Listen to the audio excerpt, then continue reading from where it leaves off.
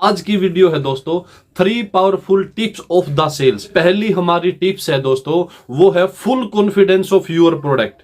दोस्तों जो भी प्रोडक्ट आप सेल करते हैं, कुछ भी आप सेल करते हैं, आपके प्रोडक्ट के ऊपर आपका फुल कॉन्फिडेंस होना चाहिए।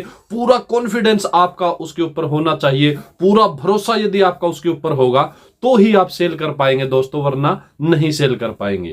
क्योंकि दोस्तों किसी भी कस्टमर के सामने हम जाते हैं, किसी भी कस्टमर के पास हम जाते हैं, जब तक अपने प्रोडक्ट के ऊपर फुल कॉन्फिडेंस हमारा नहीं होता है, जब तक कस्टमर उसके ऊपर भरोसा नहीं करता है, और जब हम अपने प्रोडक्ट के ऊपर पूरा कॉन्फिडेंस दिखाते हैं कि हमारा प्रोडक्ट ऐसा है, पूरी पावर उसमें लगाते हैं और अपना भरोसा पूरा उसके ऊपर दिखाते हैं, तभी दोस्तों कस्टमर आपके प्रोडक्ट के ऊपर भरोसा करता है दोस्तों।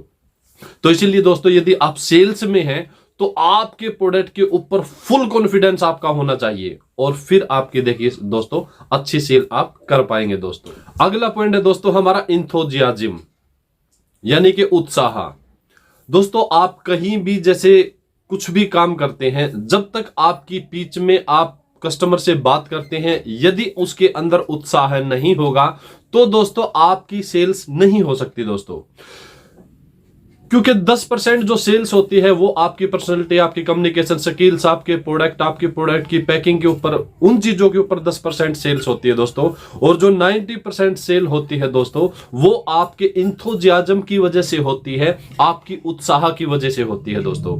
इसलिए आप रैंडम जैसे किसी भी कस्टमर के पास जाएं तो आपके अंदर भरपूर मात्रा में एंथुसियाज्म होना चाहिए, उत्साह होना चाहिए दोस्तों। कई बार क्या होता है दोस्तों, जैसे हमें किसी प्रोडक्ट की इतनी ज्यादा भी नॉलेज नहीं होती है, लेकिन हमारा उत्साह अच्छा है, एंथुसियाज्म बहुत ज्यादा भरा हुआ है, आपकी बातों में एंथुसियाज्म है, और कस्टमर को आप जैसे अच्छे से मोटिवेट कर पाते हैं, तो दोस्तों आप उस कस्टमर को वो प्रोडक्ट बिल्कुल आराम से सेल कर सकते हैं दोस्तों। इसलिए जो 90% सेल्स होती है दोस्तों, वो आपके उत्साह की वजह से होती है दोस्तों। इसलिए प्रैक्टिस करें कि आपकी बातों में, आपकी पिच में, जब भी आप कस्टमर के सामने जाएं, आपके अंदर भरपूर मात्रा में उत्साह होना चाहिए दोस्तों। तीसरा जो हमारा पॉइंट है दोस्तों, वो है दोस्तों रिलेशनशिप। दोस्तों जब भी किसी कस्टमर के पास आप जाएं तो आप रिलेशनशिप क्रिएट करने जाएं, न कि प्रोडक्ट को सेल करने। विदाउट रिलेशनशिप यदि आप प्रोडक्ट को सेल करने जाएंगे दोस्तों, तो आप सिर्फ एक बार ही उससे प्रोडक्ट सेल कर पाएंगे दोस्तों। और यदि आप उस कस्टमर के साथ रिलेशनशिप क्रिएट करते हैं, रिलेशनशिप क्रिएट करके आप उसको सेल करते हैं, तो आप बार बार में उस कस्टमर को अपना प्रोडक्ट सेल कर पाएंगे दोस्तों।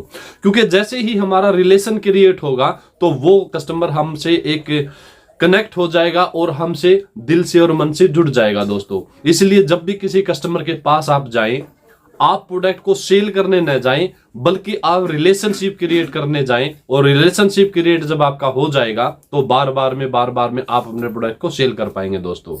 आपने कई बार देखा होगा, जैसे कई जो सेल्स होती हैं वो ओनली फॉर रिलेशनशिप के ऊपर ही डिपेंड होती हैं। जैसे आप किसी कंपनी के सेल्समैन हैं, जैसे जूसर सेल करते हैं किसी कंपनी की, या फिर आप जैसे कोई भी प्रोडक्ट सेल करते हैं, जब आप कस्टमर के पास बार बार में विजिट करते हैं, फिर उसे रिलेशन क्रिएट करते हैं और फिर उसको प्रोडक्ट देते हैं, तो वो आपका परमानेंट कस्टमर बन जाता है और बार बार में आपको ऑर्डर देता है और बार बार में आपके प्रोडक्ट को खरीदता है दोस्तों।